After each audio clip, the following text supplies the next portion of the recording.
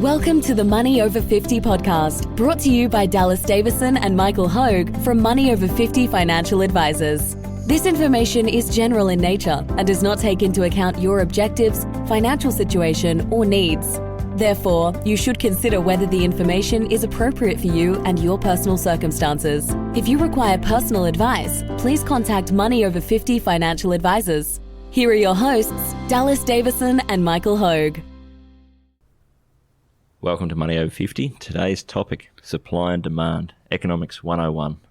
Thanks, Dallas. I like to think of supply and demand as the cornerstone of economics. The cornerstone. The cornerstone of we're dealing with it in every single interaction, every single day. Yep.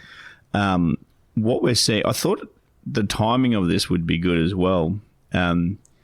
It affects things like inflation, which we talk about as the silent killer. And it affects pricing, of course, of everything. It affects supply chains. So right now, with the Russia situation, oil has skyrocketed because of the sanctions. So basically, a lot of the world's oil that we consume is being taken out of the market because we're not buying anything from Russia. Yep. So so you take away supply, that's supply. Yep. And you still have the same demand.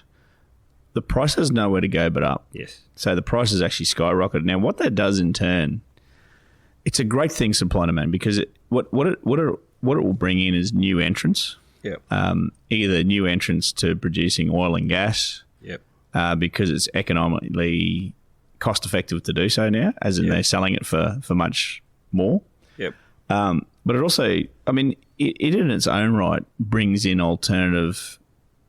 If we're looking at clean energy as a thing, it brings in alternative energy sources because the price of oil has gone up. So that in turn takes some of the demand away from oil and gas, and then the price falls again. So I guess if you think of it as those three components, so there's supply, there's demand, and then there's the price.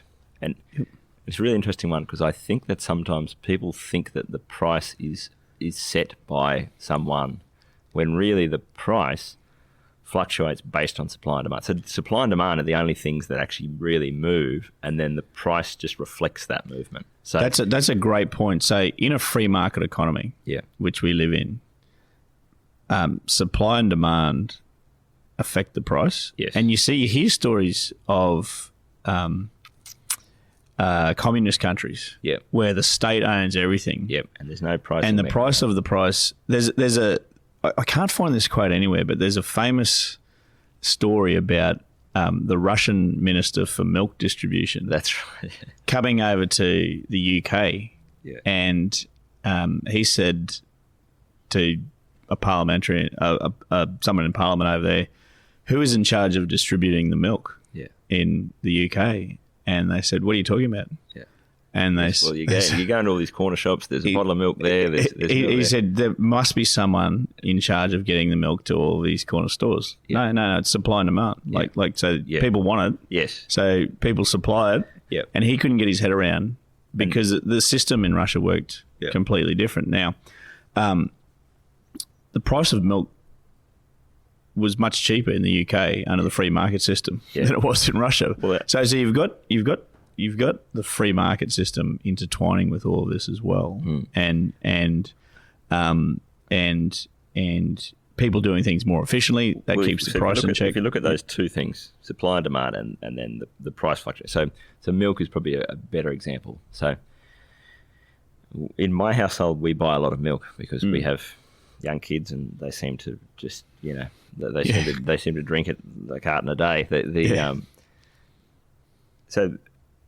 that's a good example of I don't know. This is I'd be a terrible politician. You know how they always try and get politicians with what's a litre of milk cost? They go, I don't know what it costs. It's like $5. It costs what it costs. Yeah, it costs what it costs. I need it, and I buy it, and I don't look at the price either. So this is my point of the supply and demand thing: is that the demand that I have in my household for milk is a relatively it's an inelastic thing. Yep. So I need a certain amount of milk every day because I want to rip that into my toddler because it's hard to get him to, it like fills all the nutrition gaps of things that he won't eat that are probably good for, developing bones and skin and all that sort of thing. So I'm going to buy 2 litres of milk every 4 days, or whatever it is. Yep. I'm just going to buy that. Now, the 2 litres of milk might be $5 at the moment, and so I'm going to buy that. Now, there's probably someone else out there that at the moment is drinking milk, and they have an elastic demand for milk. So they're drinking it because it's there and it's,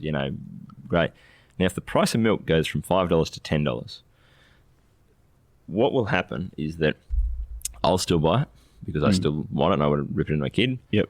The person who was just drinking milk because it was sort of convenient there, they'll walk past the shop, they see that the price is $10, they go, geez, that milk is $10 now. I'm just not going to buy that milk. I'm going to go and do something. I'm going to drink something else instead. I'm going to go and buy orange juice, or I'm going to just drink water, or I'm going to do whatever it takes. So that takes demand away. That's the demand. So the price going up will alter both demand and supply. Yeah. And so on the one hand, so it's really, really interesting here, isn't it? Because, okay, you've got the price of milk going from $5 to $10 for whatever reason. Yep. In this hypothetical example. Yep. Some demand will slip away. Yep. Which will cause the price to, at the very least, not continue to go up. It'll equalise, yeah. You could argue also that it's going to bring this is part two. The supply side. The supply side is that if I've got a property, I've got a little farm, and at the moment I'm growing wheat or something. If the price of milk doubles, there is a fair chance that I'm going to think the likelihood of me producing milk and going, okay, well, I'm not going to actually grow wheat anymore. I'm going to run dairy cows and I'm going to produce milk. I'm going to do that because I make money. So this is, I guess, the two sides of that is there's the demand side that changes based on the price mechanism, and then there's the supply side, and that changes based on that price mechanism. Now, no one sets that price. That's a thing that happens behind the scenes. So, in that example, if you had a dairy industry that a bug went through and wiped out half of the dairy herd in Australia, the supply would be massively constrained. And so because of that, the demand would stay the same, supply would be halved, the price would go up. And so what would happen is then the demand would have to equalise to make that work. So, for example, be with a toddler, I'm still buying the milk even though it's really dear, but someone who was just, buying it because they like it, they're probably just going to hold off. And what's happening is then in the supply side, someone's out there going, hey, all these dairy cows have been wiped out. We need to very quickly get our herd numbers back up and supply this milk because it's a gold mine. It's profitable. It's really profitable to produce milk. So once that happens, supply will go back up. That price will that supply and demand will equalise, and that will move the price around. This is the point there that, for me with supply and demand, is that the price is a reflection. The price doesn't... No one's there pulling levers, setting that price. The price is fluctuating to meet those needs. And it's that pricing mechanism that informs my decisions, either as a producer or as a consumer, as to whether do I go and produce milk or do I go and produce wheat, or do I drink milk or do I drink orange juice? Those are decisions that I have to make day to day. Yep. There's no one in the government who's going, hey, you with your wheat farm, you need to go and run dairy cows. Yep. Or there's no one at the entrance to Woolies saying, hey, you're not allowed to buy any milk today because we're running out. Yeah. They just let the price do that. And there's classic stories of that in communist countries. Yeah. Where not only does the price to produce milk, it's not $5, it's not $10, $15 because it's done so inefficiently by the state. Yeah. They actually go on rations. Yeah, yeah. So they say, okay, well, we're going to ration this milk out because we've had using your example, we've had a constraint to there's a dairy cow disease that's gone through and the supply is less. Rather than let the free market decide by the price fluctuating, and only people that really, really need it buying it, they choose to limit and ration it out. I laugh because I was just thinking about the last example of rations in Australia, which was toilet paper during COVID. So when you went to Woolies, they said only one carton of toilet paper per person. What they really should have said is, righto, you morons. I don't know why you're all buying toilet paper. It's the stupidest thing in the world. But toilet paper's now $100 a carton. Yeah, and if absolutely. you didn't have any toilet paper in your house, you're probably just going to pay the $100. You just pay it. You go, oh, it's better than the alternative. But if you've got 3 cartons in your house and you're just, for some reason, you think that toilet paper is going to run out because you haven't given it any thought, that's going to make you pause and go, I won't just grab another carton of toilet paper. Do I actually need it? No, I don't. All right, I'll just leave that for the people who are actually running out of toilet paper. So I wanted to apply this now to... Hang on, let me give one more good example, Michael, because I just had this conversation yesterday. When the Western Australia border opened up, the first lot of flights were $3,000 each way. Mm. So my parents are now looking at making a trip to Western Australia to see some friends. Flights are $300 each way. Yep. And we were discussing that over breakfast, and it was really interesting because even my parents understand the pricing mechanism. There's still an intuition where you go, well, that doesn't feel fair. Like, it doesn't feel fair that it can't be 10 times dearer. Mm. But again, as they were talking about this, they worked through this and went, that first flight, if your grandmother is on her deathbed and this is your last chance to see your grandmother and you have to be on that first flight, you want the option to be able to pay $3,000 and get there today. Absolutely. And so if you don't have that price go up and you don't allow companies to do that, to reflect that desire, what you have is you have 100 people who all want to get on 50 seats, and 50 of them probably don't really care whether they go today or next week or whatever, but they just sort of put their name down. Oh, well, it's only $300, so I'll just book the seat and away I go. And so that's another good example of one where it's a week. Like, it's a squeezed thing where you go, if you must be in Perth on this day, or if you're about to buy a $50 million mining services company and you need to get there today to close that deal, you're going to pay the $3,000. But if you're like my parents and you're just going, hey, I want to go and catch up with a mate, geez, flights are $3,000 each way, I might just give that a couple of weeks and then I'll book once things settle down. So, hey, look, great example and great reason for that example as well, Dallas, because I thought the explanation there is perfect. If you really need to be there, or if your company is closing a big deal or whatever, like you want the ability to be able to purchase a ticket. Now the price sets that ability. The price always sets that ability. And there's no one setting the price and saying we're only allowing. What's your reason for going? And there's no one taking in a survey on that and saying, well, you deserve it more than this person, as a communist country would. The price actually sets it. So the price sets it. Now, I want to apply this to investments. So if we look at companies' share prices, and we don't like to talk about share prices too much because what we like to talk about is is companies, the underlying company. Someone once asked me, will a company ever run out of shares to sell to someone? And I said, well, they do. I said, but you can always get them because of supply and demand. Now, what I mean by that is if the ABC Proprietary Limited Company has 1 million shares issued, then basically someone owns all those 1 million shares that are issued. If I want to buy shares in that company, I buy them off someone, and that's set by supply and demand. So there's always some people that want to sell for whatever reason. Usually there's a relative equilibrium, and on any given day there's 100 people waking up, and for whatever reason they need to sell for that particular day. And there's 100 people waking up, and they, for whatever reason, they're thinking, well, this is good, I'm going to buy some of these shares in this particular day. So supply and demand sets that. Now there are constraints, and there are things that fluctuate that around, and this is what we see of sharp market falls. So if we go back to March of 2020 when coronavirus had just broken out, there was an excess of supply to the great quality companies of Australia and the world. And what I mean by that, people, unbeknownst to what they were really doing, were ticking the box to get me out of these companies because I've seen them going down, and I think, when is this going to stop? Get me out and put me into cash or a bank account or a term deposit style of investment inside my super fund. So ticking the box forced the fund manager of their super fund to go to the market and say, I have this many, 100,000 shares for sale. Forget that they were worth a dollar a share. It doesn't. Yeah.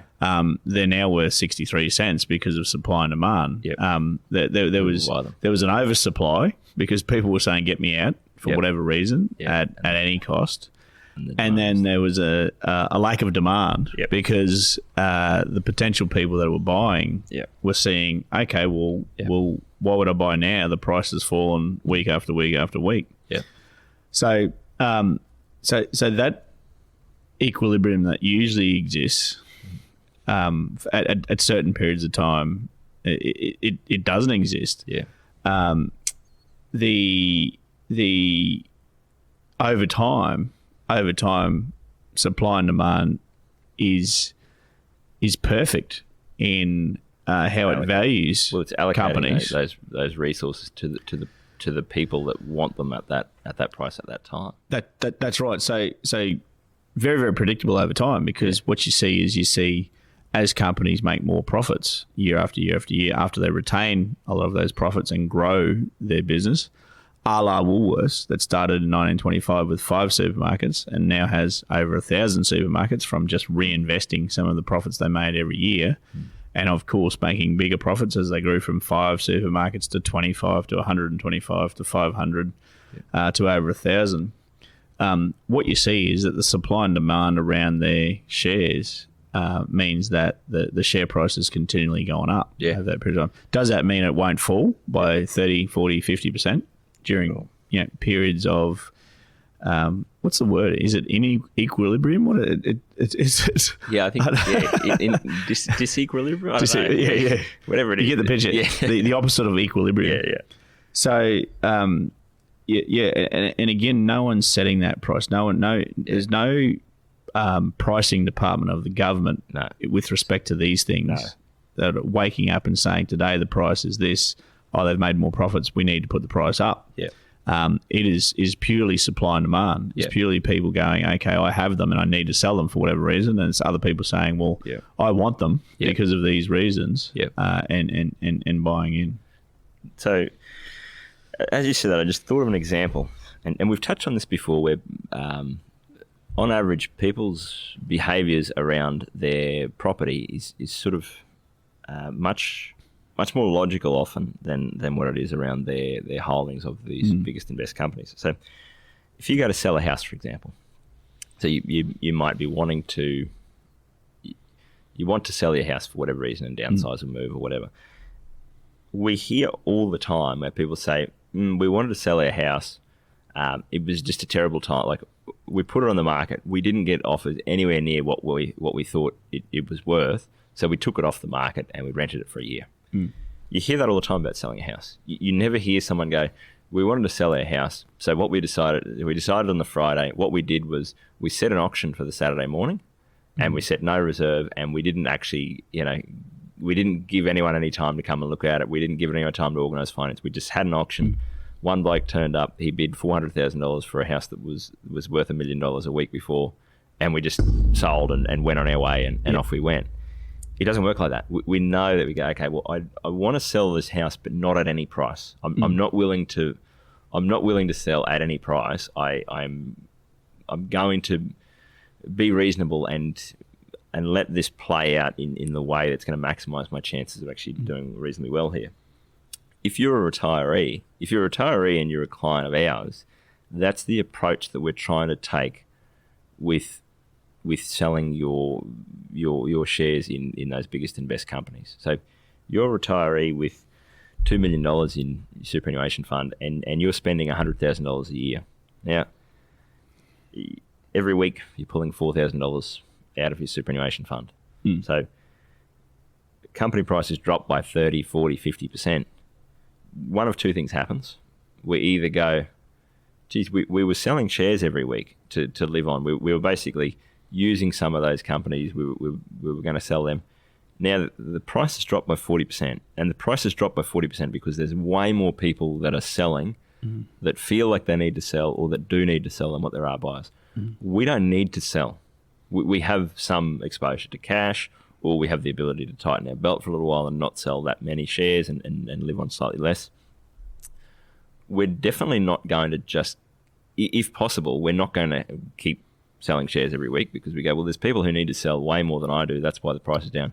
I don't need to sell. I'm just going to live on my cash. So I've got, $200,000 in cash sitting off to the side. I'm just going to stop selling, and I'm just going to live on my cash for 2 years. I'm going to let the market sort itself out. And all the people that really do need to sell, or that feel that they need to sell, and that they're willing to take a 35, 40% haircut on that sale price, they will sell because they have to, or they feel they have to. And eventually that will equalise, and in a couple of years' time, hopefully prices will go back to reflecting the intrinsic value of that company. Then, once the price goes back up, I can then decide whether to supply some of those companies to the market.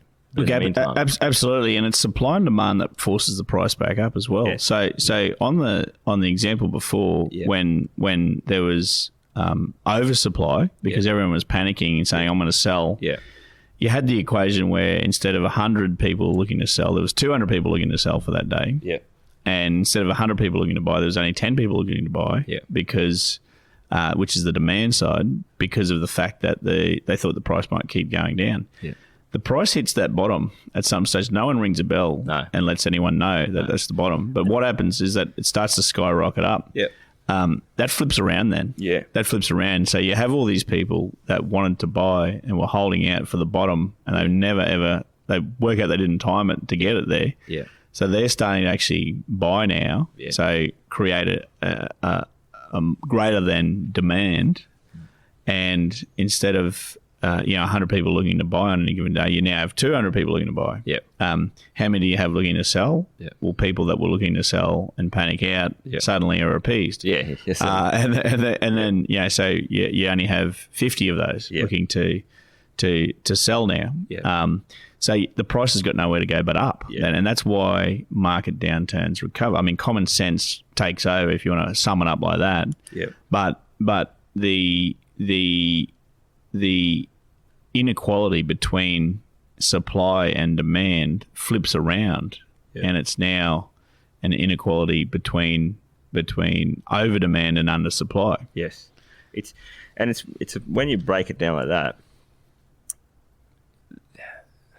the pricing mechanism there is doing exactly what it's meant to do. Yes, which is it is equalising supply and demand. So. That's the thing I love about owning the best quality companies in Australia and the world. Yeah. I know I have a guaranteed buyer. On any given day that I wake up, I can sell them. Yeah. I can sell them. Yes. Now the same could arguably be said for property, but if I adjusted the price, but I know that if I need the money, and I'll only take it when I need the money, I can wake up. I have a guaranteed buyer tomorrow. I just have to accept the price that supply and demand has set. So that's the phrase that I'm thinking there is. When that next big drop happens, there will be the next 30, 40, 50% drop in company prices. All you need to do as a retiree or as someone who has the money in super, is take it off the market. Is basically go, well, other people need to sell. I don't.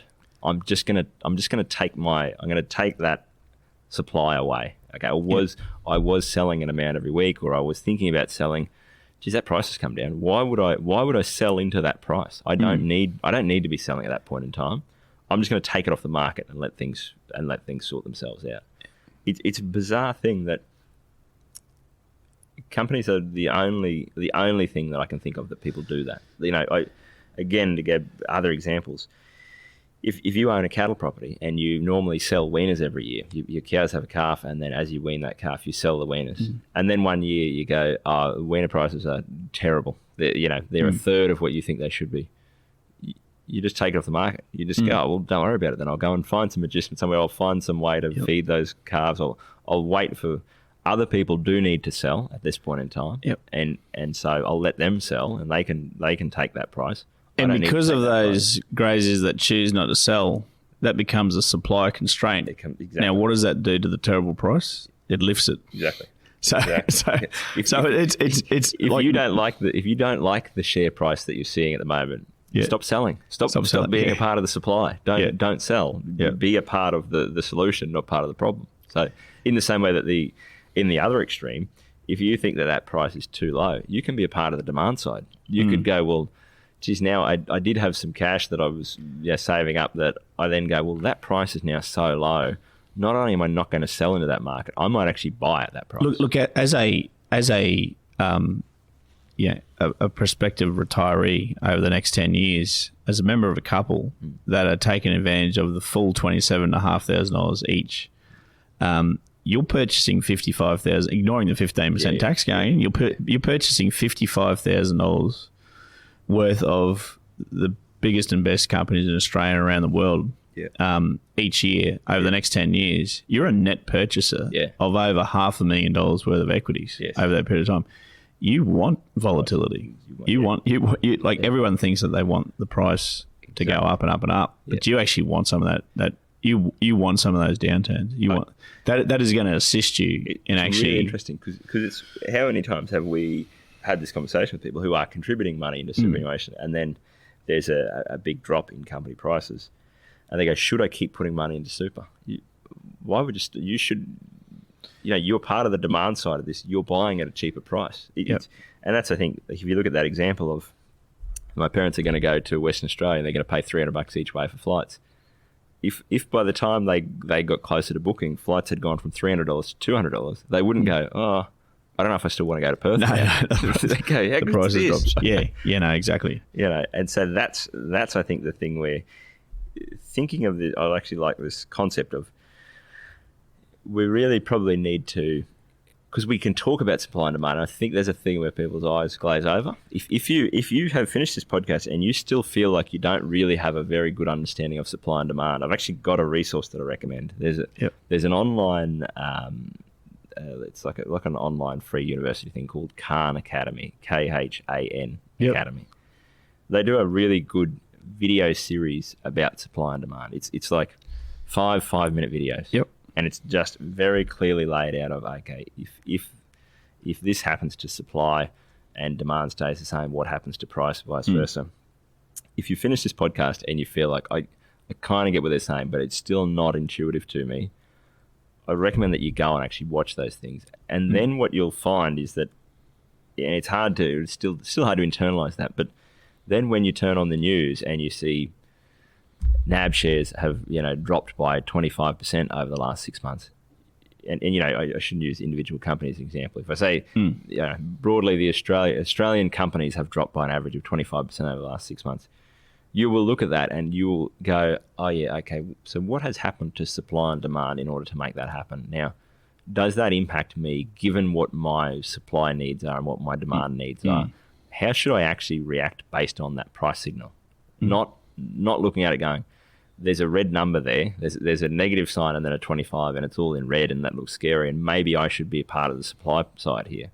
You'll look at that and go, well, that there's been an issue in those different constraints, therefore the price has gone down. What do I do with that new information? Does that mean that I should then, instead of supplying those shares, I should try and become a net buyer of those shares, and that's essentially what you should do. Now, obviously, it's not as easy as that, and we've said just take it off the market. And the example I used before about if you've got weaners and if you've got cattle on your property and you need to sell them, there's no grass. Well, you sometimes just have to take that price. But this is where the planning in advance with your retirement savings of when you get to retirement, you need the vast majority of your money in Australian overseas companies in order to get the return that you're going to need, probably, without knowing your situation. You probably need a lot of that, but you also need the ability to not be a forced seller. And so that is why we normally have a small allocation to those defensive investments so that we can say to our retired clients, oh yeah, prices down by 30-40%. We'll just take it off the market for a bit. We'll just wait and let things sort of settle down and come back into it.